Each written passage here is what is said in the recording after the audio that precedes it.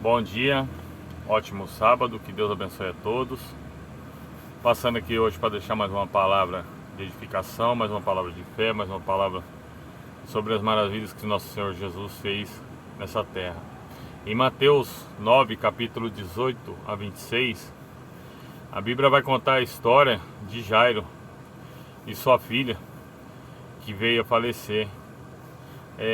Enquanto Jesus estava conversando ali com seus discípulos ali, veio o chefe da guarda de Jairo e fala para Jesus: Senhor, minha filha faleceu, mas se o Senhor impor as suas mãos, ela viverá.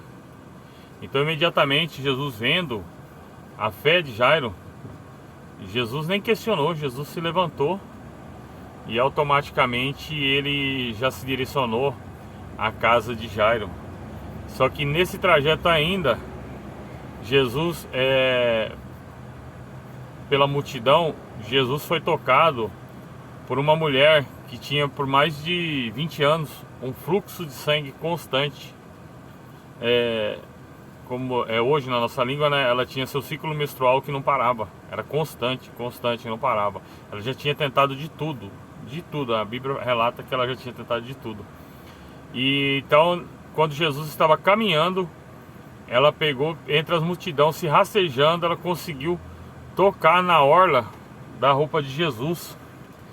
E naquele momento ela sentiu que seu fluxo de sangue foi curado, foi cessado. E ela pegou,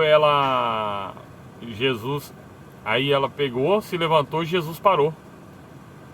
Jesus parou e virou para os seus discípulos, falou: alguém me tocou. Aí Jesus, os discípulos dele falaram: mestre, o senhor está rodeado por gente, todo mundo está te tocando o tempo todo. Ele falou: não, alguém me tocou de maneira diferente, porque de mim saiu virtude. Aí ele se virou, olhou para ela e só falou a simples palavra: filha, vai em paz, a tua fé te salvou, a tua fé te curou.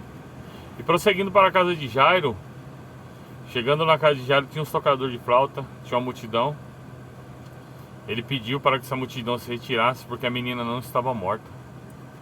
A menina apenas dormia, e todo mundo zombou da cara dele. E nesse mesmo instante, para a honra e glória do Pai Celestial, né, o nosso grande Deus, ele somente estendeu a mão, assim como ele fez com Pedro nas águas. Ele somente estendeu as mãos e a menina se levantou, e todo mundo ficou abismado. E aquele fato foi correndo por toda a região por onde ele passava, os milagres e os feitos que ele tinha feito. Eu queria deixar essa palavra aqui para fortalecer, né, a sua fé, fortalecer a sua confiança em Deus, fortalecer o seu despertar, que você não perca a fé de maneira alguma, não perca a confiança em Jesus. Eu vou deixar um relato que aconteceu comigo alguns anos atrás. Um acidente, foi o último acidente da minha vida, graças a Deus. Eu carreguei em Minas Gerais, em Lavras, e estava vindo embora, quando eu peguei e me descuidei e caí no acostamento. Caí no acostamento ali e eu estava carregado de bobina, e o caminhão, na hora que eu puxei o caminhão para a pista de volta, a bobina correu, bateu no peito da carreta e empurrou a carreta, deu L. Nesse momento que ela deu L, ele já foi em direção ao guarda-reio. E nesse momento, queridos amados, por isso que eu falo, quando a primeira coisa que a gente pensa é Deus, né? Nesse momento, a hora que eu vi que o caminhão já deu L, eu peguei assim na minha cabeça e falei: meu Deus, de novo não, né? Falei: outro acidente, né? Já tinha passado por 3 acidentes. E eu lembrei que eu tava sem cinto, naquela fração de segundos. Um acidente, ele é tão rápido, mas ao mesmo tempo ele demora tanto para acabar. Porque você que tá dentro do acidente, nunca acaba, aquele barulho nunca acaba. Aquele barulho, quem já passou sabe. Aquele barulho é uma coisa que é amedrontante, ele nunca acaba. E no momento que eu vi que o caminhão se direcionou pro guarda-reio, E ele deu um salto, que ele pegou, tracionou de volta. Ele virou de L, tracionou e foi em direção ao guarda-rei de concreto. Eu lembro que eu tava com Scania. Eu lembro que eu falei assim: Senhor, se eu tô sem cinto, se eu escapar se eu, o Senhor me segura, porque se eu cair pra fora eu tô morto. Porque o Scania, a janela dele é muito grande, é pouco maior que a do Volvo. Não tem como, não tem como, amado, você não tem força pra se segurar. Eu falo pra você porque teve um acidente que eu cheguei a cair pra fora do caminhão, pelo vidro. O vidro saiu, eu saí junto com o vidro do para-brisa. Entendeu? Tentei segurar, com a minha força não consegui, eu quase quebrei meu ombro, mas não consegui. Foi um acidente bem menos grave que esse que eu passei, o último agora foi lá em Lavras. Aí nesse momento eu só lembrei disso aí. Falei: Senhor, o Senhor me segura no banco, porque se eu cair pra fora eu tô morto. Amados, foi questão, acho que mais ou menos, vamos colocar 2 minutos. Isso aí durou, porque ele bateu, ele subiu no guarda-reio, ele deu um L, ele veio arrastando de ré. E depois ele parou de frente para cair num buraco assim, as bobinas encaixou debaixo da carreta. Deus é tão maravilhoso, Deus me segurou no banco. Deus me segurou no banco, porque força eu não tinha para segurar aquele tanto que sacudiu aquele caminhão. Ele me segurou no banco e quando o caminhão parou, que eu escutei as pessoas falando, as pessoas gritavam, falavam assim: o motorista deve estar morto, procura o motorista, o motorista está no meio das Ferrari, procura o motorista. E eu sentado, amado, eu sentado no banco, escutando tudo. A poeira foi baixando, eu peguei, desci do caminhão, aí todo mundo desce, se tá vazando óleo vai explodir, desce, tá vazando óleo vai explodir. Eu falei: não, o óleo não explode. É muito difícil o óleo diesel explodir. E eu tava com o tanque cheio tanque cheio de diesel, nossa, aprontou uma bagunça que vocês nem imaginam. Pra resumir, o caminhão deu PT.